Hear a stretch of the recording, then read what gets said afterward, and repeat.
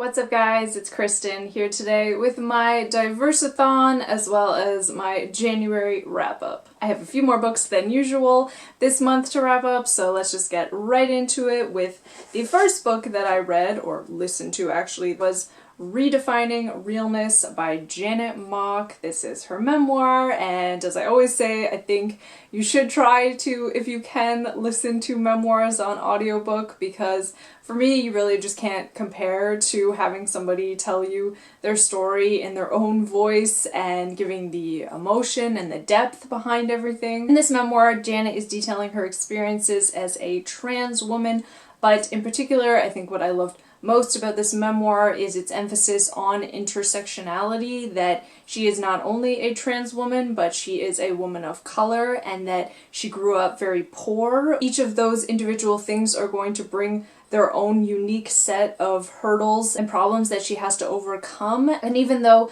trans people are becoming much more visible, the media does always tend to focus on these success stories, even people like Janet herself or like Caitlyn Jenner, and hold them up as these models that see trans people can have full lives and all of the success they deserve, but she really emphasizes that those are the exceptions, definitely not the rule. Touching on that here, she states, "Not all trans people come of age in supportive middle and upper class homes where parents have resources and access to knowledgeable and affordable health care that can cover expensive hormone-blocking medications and necessary surgeries.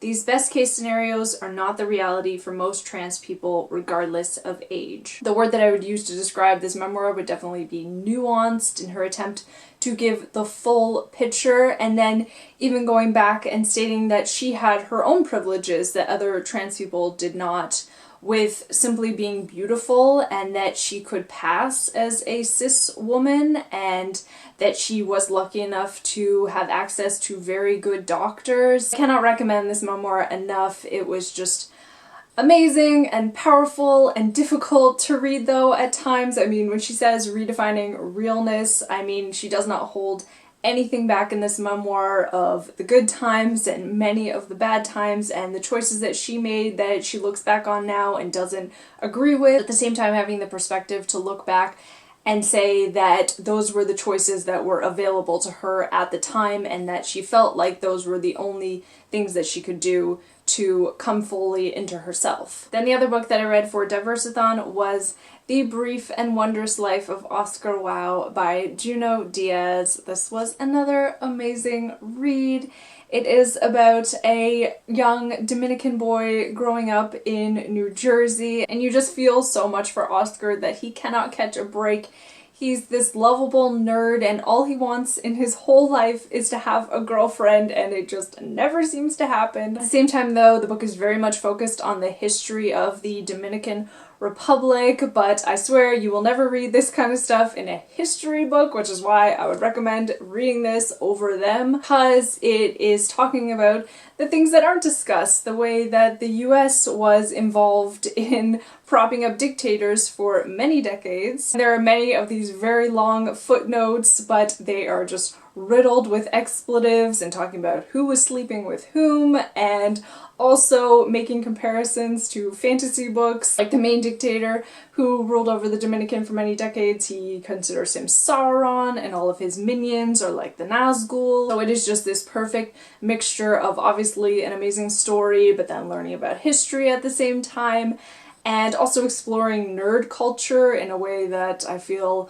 books like Ready Player One attempt to do, but do not manage it, especially not in the way that Oscar Wilde did. And the third book that I did really want to get to for Diverseathon but didn't manage to was Birdie by Tracy Lindbergh, so I hope to read this one in February. Now, bringing it all the way back to the beginning of January, the first book that I read of the year was Shelter by Jung Young. This is the story of a Korean-American family who are dealing with a lot of financial struggles. Then one day, a serious, bloody and violent attack happens to the protagonist's parents, and that leads to a whole series of events happening that bring up all of these family secrets and history that they've tried to bury for so many years. Jung Young did this amazing thing with this that it's written in the style of a mystery or thriller, and that it's incredibly fast-paced. I read this in 2 or 3 days, and I'm not even a fast reader at all, so that is definitely saying something.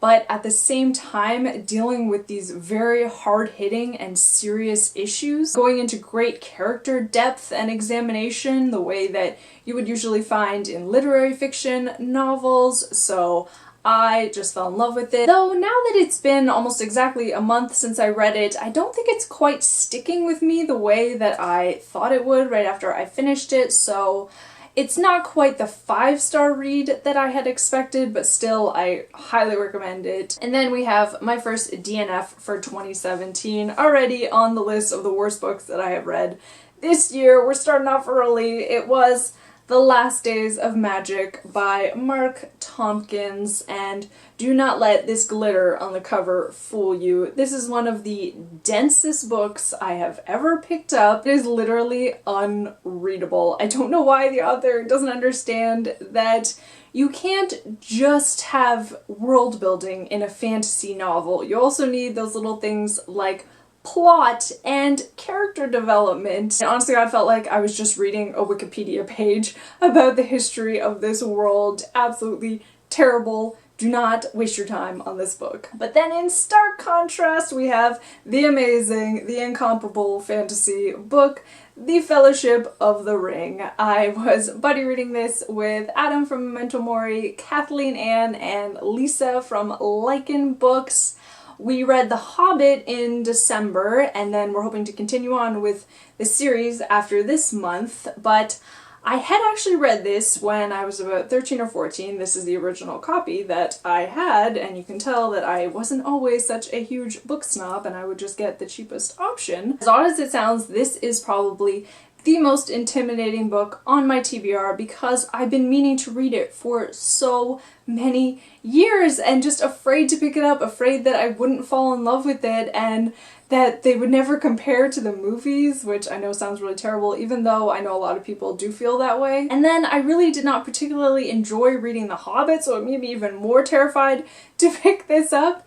But surprisingly, I actually did very much enjoy it. I know it's such an overused cliche to say it's a comfort read, but this really is the ultimate comfort read. Even though I wasn't absolutely in love with it and it's kind of difficult knowing every single thing that's going to happen, I still felt myself being just constantly drawn back to it and wanting to be in the world. One thing though that we all definitely came to a consensus on was that we do not enjoy the songs in the book. I'm very sorry to people who do, but they just do nothing for me in the story, and by the end I just started skipping over them. I'm very excited now that in February we're going to be continuing on and reading The Two Towers. And last but not least, a book that I started in January and hope to continue on in February was My Brilliant Friend by Elena Ferrante. Got about 80 pages into it, but then Diverseathon kind of interrupted it, but everybody told me that it has this very slow start, you know, you really gotta wait for it, it's gonna pick up about halfway through,